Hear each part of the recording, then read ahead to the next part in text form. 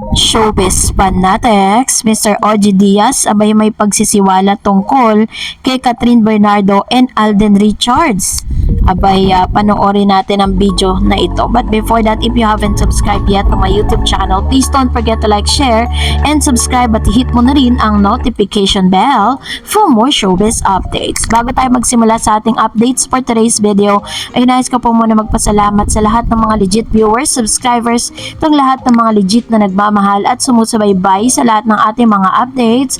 Maraming salamat po. Sa isang episode nga ni Miss Aiko Melendez sa kanyang show, sa kanyang channel, ay isa sa mga guest niya dito ay si Mr. OG Diaz, na sasabihin natin isa sa pinaka-reliable, no? Lalahatin ko po lahat ng mga masasabi natin na showbiz insiders. Siya po talaga yung pinaka-reliable sa lahat. At hindi po naiwasang matanong kay Mr. OG Diaz at nagbigay din siya ng saloobin. Ngayon, binabas siya dahil nagsabi nga or nagsalita siya, nag-tweet po siya na sinabi niya na napakaganda at napakagagaling na mga character or cast po dito po sa Unhappy For You. Lalo-lalo na itong si Miss Joshua Garcia. So dahil dito, ang dami po ng batch, bakit daw si Miss Barreto ba, si Julia Barreto, hindi siya nagalingan. So, yun, nagkaroon na naman ng issue yun. Pero naitawid niya naman na maayos yun, ano. At ang Unhappy For You po ay talaga namang tumatabo sa takilya dahil masaya po ang ilan sa mga filmmakers dahil nakita nila talagang bumalik na yung mga tao sa sinihan. Hindi, kumaga nag-spend na talaga ng time, nag-spend ng money to watch this movie at napakaganda po na naging resulta ng suportang ibinigay ng maraming Pinoy dito po sa movie ni Julia at ni Mr. Joshua Garcia na talagang hanggang ngayon ay almost 150 million na. So panoorin natin ang katanungan ni Miss Aiko Melendez to Mr. OG Diaz. Kabahan ba Catherine Alden dahil sa turnout nitong movie ni Julia tsaka ni Joshua? Iba naman yung following ng Katden, di ba? Iba naman tong Josh Lia. So, depende yan eh. Tsaka depende rin sa timing ng magpapalabas. Syempre ang Katden, merong clamor na magbalik sila. Feeling ko naman, papatok yan. Feeling ko kasi marami nang nakaabang. At tsaka, it's a Cathy Garcia Sampana movie. Tapos, ang dami pang nakikitang mga nanonood sa Canada, sa TikTok, di ba? So, naku-curious yung mga tao. Sana makatulong yung pang-i-stalk ng mga fans dun sa Canada para maibalita lang dito sa Pinas kung ano na yung ganap doon sa shooting, di ba?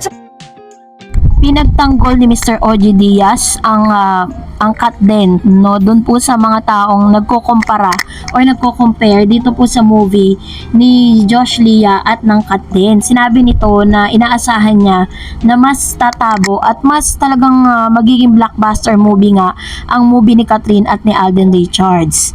Sa kanya pong sinabi ay nilinaw niya na magkaiba naman po ang mga following. Kumbaga iba-iba po talaga yung mga fanbase na meron po si Katden at ang Josh Lia. Ang maganda lang dito kaabang-abang dito po kay Catherine at Alden dahil it took for 5 years bago po nasundan yung kanilang movie at ngayon sinusundan nila sa kasagsagan pa at kasikatan ni Miss Catherine Bernardo dahil sa napakasariwa pa na issue niya with her ex-boyfriend Daniel Padilla. Kaya naman inaasahan ni Mr. OG na kung ano man po yung tinamasa na tagumpay ng Unhappy For You mas makikita natin yung magandang resulta coming dito po sa movie nila dahil ngayon pa lang talagang inaabangan na po talaga ang itong latest movie or yung sequel po ng Hello Love Goodbye na Hello Love Again. So ngayon aabangan natin yan dahil ultimo si Mr. OG Diaz ay hindi naniniwala dun sa mga bashers na nagkakaroon kasi ng comparison as of this moment. Tinatanggalan, di ba, na itakal ko na sa inyo na parang dinidethrone itong si Miss Catherine Bernardo ni Miss Julia Barreto.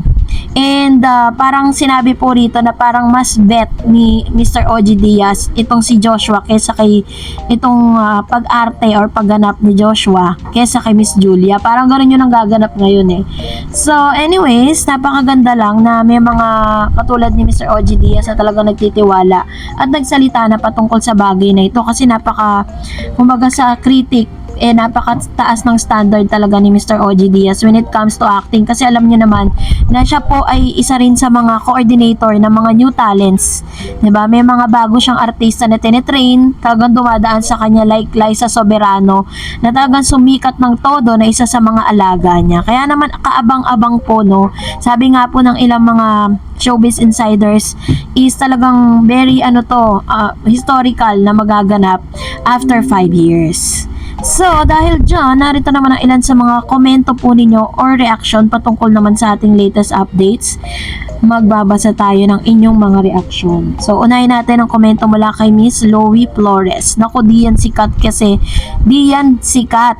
Kasi professional yon tao at may manager siya. Di yan ang karakter ni Kat. In 10 years, sila kahit paano may value pa din yung kay Kat, yung pinagsamahan nila, and yung official statement nila na breakup nila, very passionate pa nga siya sa pag-confirm na wala na sila. Grabe na ang fake news ngayon, kumita lang kahit di credible ang reports nila, mga bashers lang yan para siraan si Kat kasi alam nila may hatak sa fans yung dalawa. Di naman po may iwasang compare yung dalawa, si Julia at Kat, kasi sila naman talaga, ito point of view ni Mr. Louie to ha. Sila naman talaga yung, di naman po maiwasan compare yung dalawa kasi sila naman talaga yung sikat na love team, date and real life partner.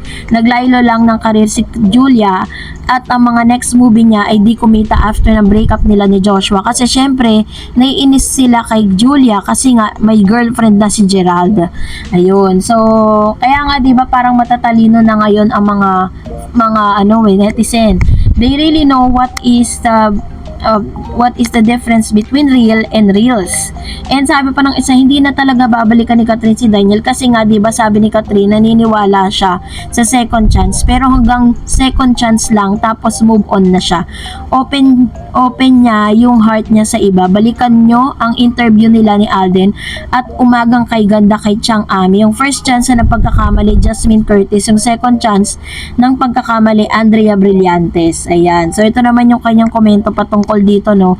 So yung mga issue po kasi na yan until now, wala pa rin naman po kasi talagang confirmation with regards to that.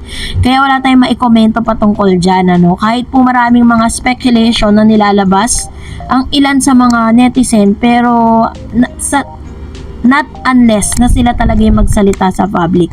Sabi ni Ma'am Chibergy, hi Ma'am Dars, good evening and happy Tuesday everyone. Thanks again Ma'am Dars for your updates.